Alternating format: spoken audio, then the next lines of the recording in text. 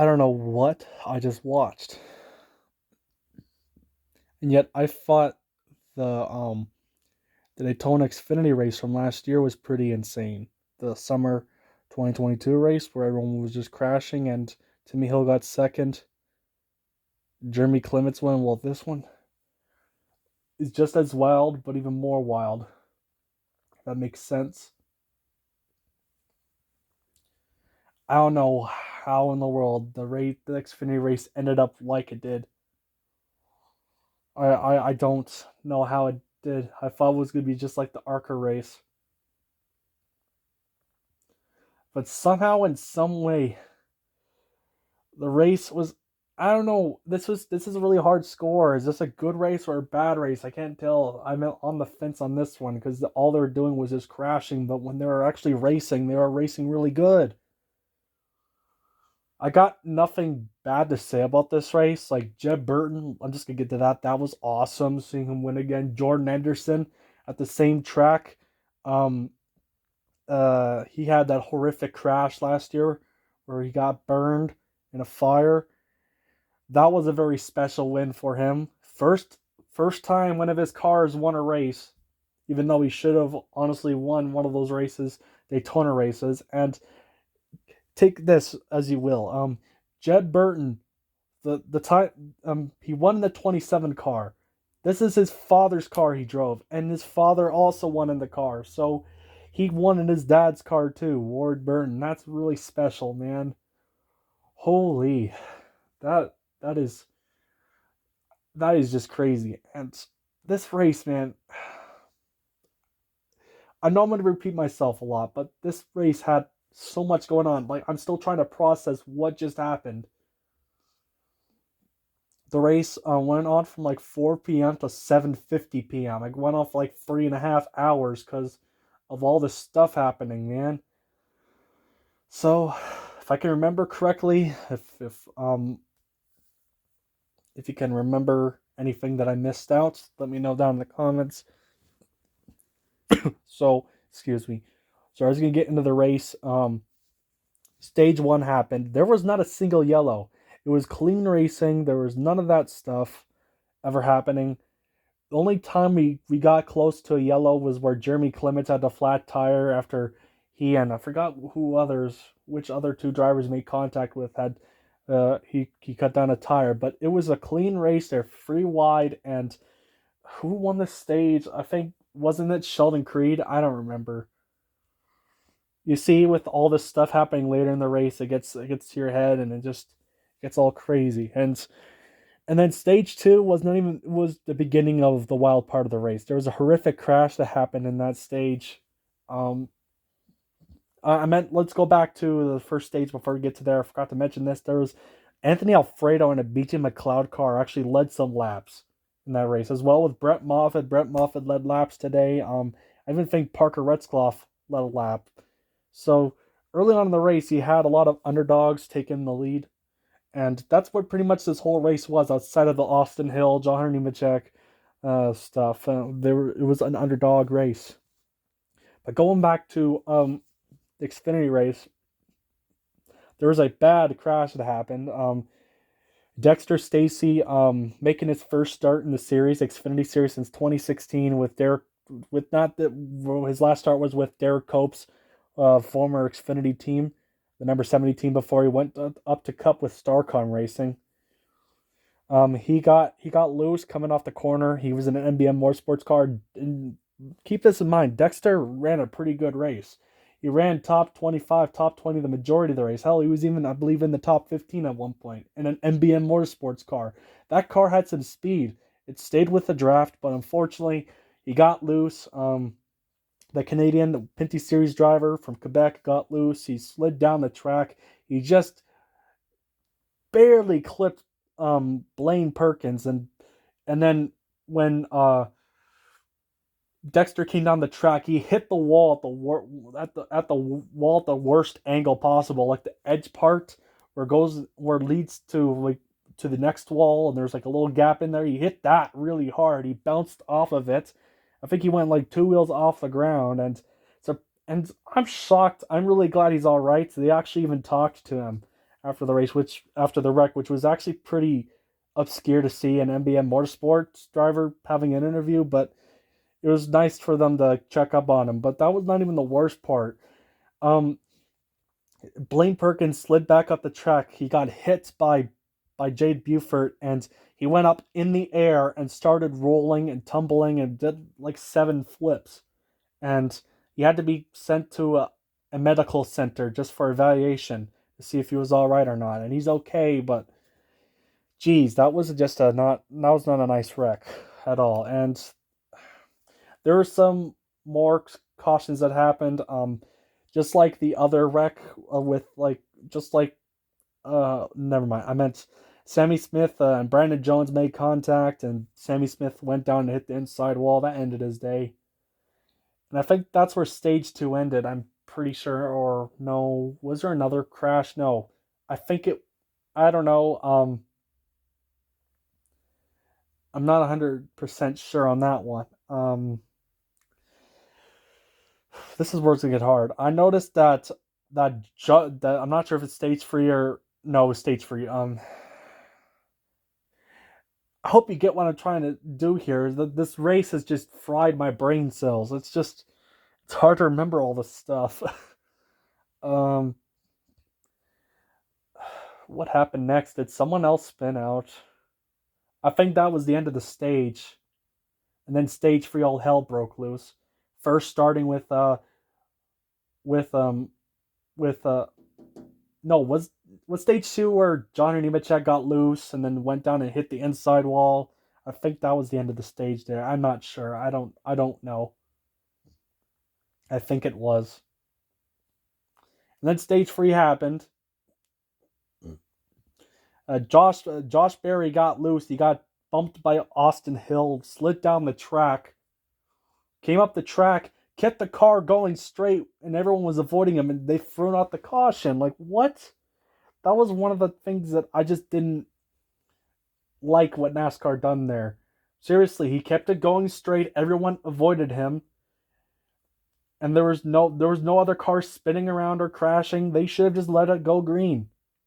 To be quite honest, well, you saw the same thing with Kyle Busch 10 years ago in the Bud Shootout, where his first save where he got bumped by Tony Stewart or Jimmy Johnson, and he was on the apron trying to keep the car straight, but the car was getting out loose from him, and it looked like he was going to spin out. But then he came back up on the track. He saved it. There was cars going around him, but there was no caution.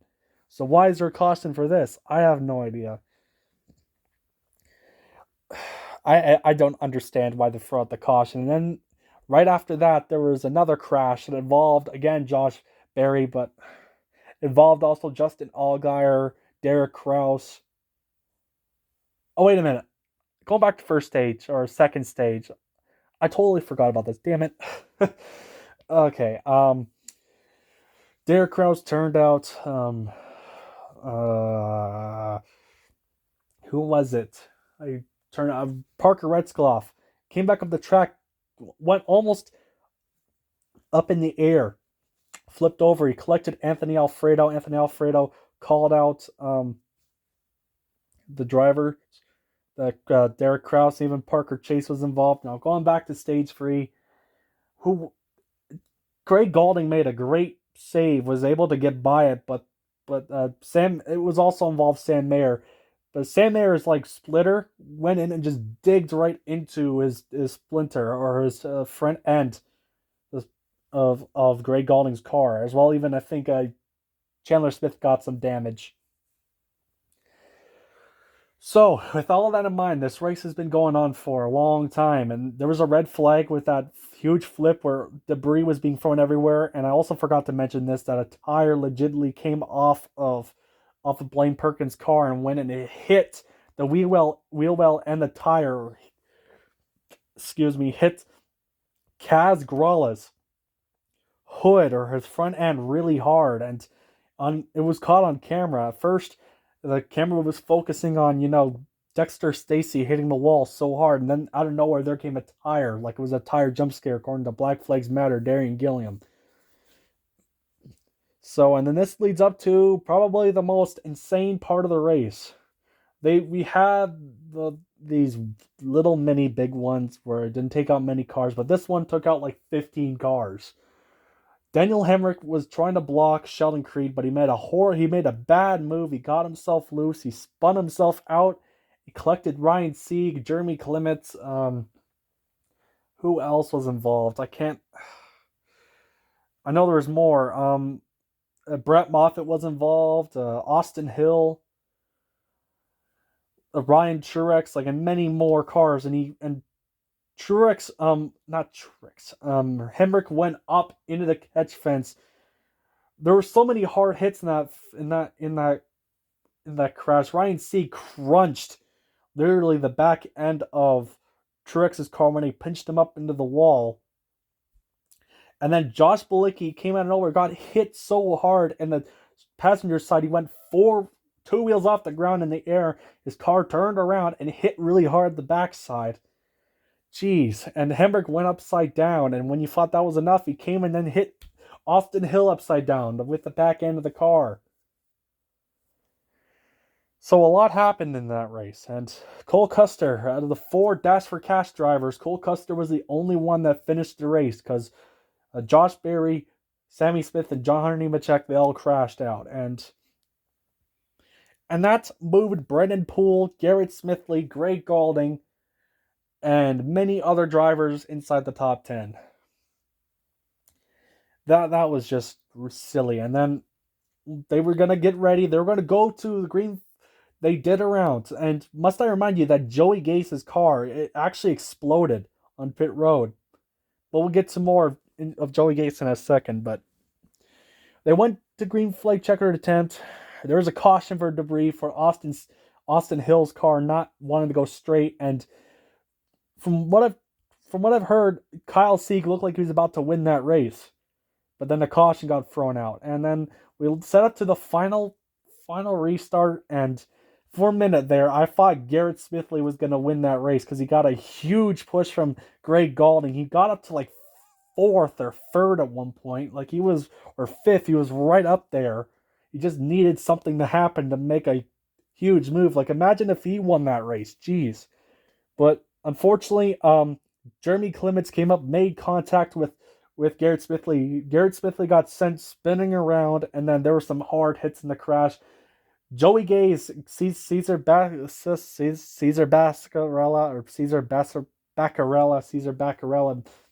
avoided the crash. Like Josh Williams avoided the crash and involved. I think Brett Moffitt got involved. Jeremy Clements, Garrett Smithley. I don't know who else was involved. So, I would assume, I don't know. But then that's how the race ended. Jeb Burton came across the line first. Now let's go and take a look at your top finishers of the day.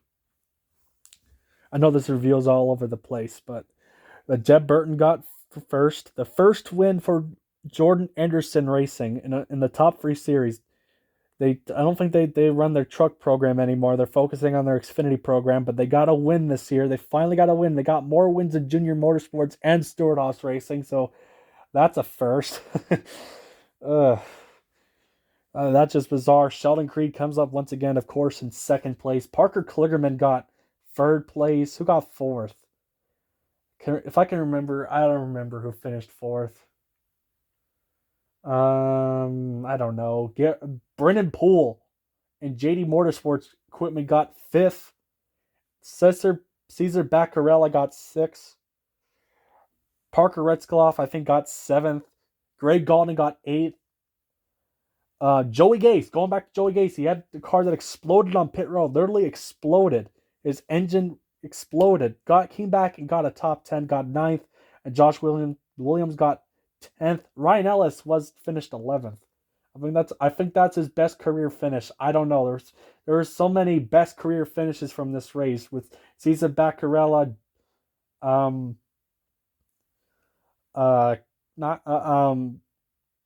Who else? God, I can't think.